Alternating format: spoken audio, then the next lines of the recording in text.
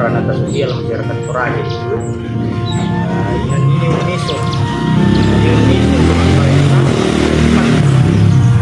berkantor lah ibaratnya sekarang itu adalah kantor tempat menurunkan aturan, tempat menurunkan produk-produk perundang-undangan negara pemerintah, tempat untuk menurunkan aturan-aturan keagamaan. Secara umum pengkonan itu tidak bisa dimaknai simbolik sebagai bangunan, tapi harus lebih kepada fungsi sosialnya, fungsi religius.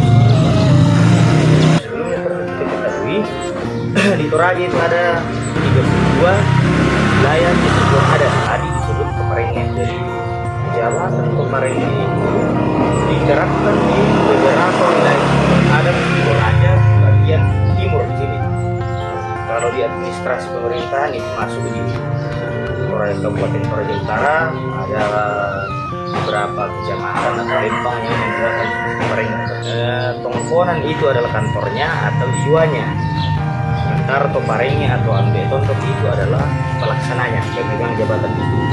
Simboliknya adalah tongkonan itu sendiri secara fisik. Nah, mengenai syarat, setahu saya itu adalah pertama bida, garis keturunan atau kan anak tongkonan lain. Kedua, terus tidak anak biasa menarang segala suci. Kemudian yang ketiga, Nawa, apakah dia bijaksana? Kemudian yang keempat adalah berani, apakah dia tidak bisa diintervensi? Nah, kenapa syaratnya yang keempat? Tapi lagi-lagi bahasa kita di sini tidak untuk menggeneralisir budaya Toraja. Nah, budaya ada hari ini itu ada Toraja, tapi tidak spesifik. Jadi pemilihan Ambe Tondok pun memiliki mekanisme. Namun sebelumnya ada hal yang perlu kita ketahui, yaitu di Toraja ada 32 Sangserekan Bein atau wilayah kesatuan adat. Jabatan Tuparenge itu diterapkan di beberapa adat yang ada di Toraja bagian timur.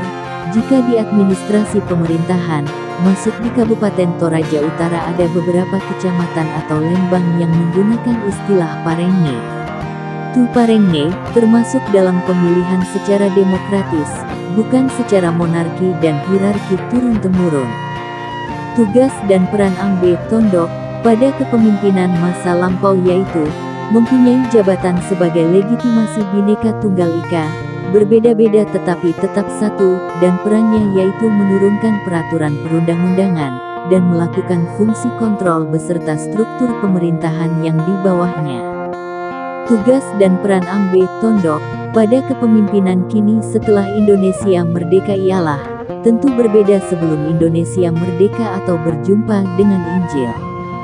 Karena tugas dan peran Ambe Tondok sekarang bisa dipanggil sebagai penengah atau pelerai di saat ada orang atau sekelompok orang yang mengalami permasalahan.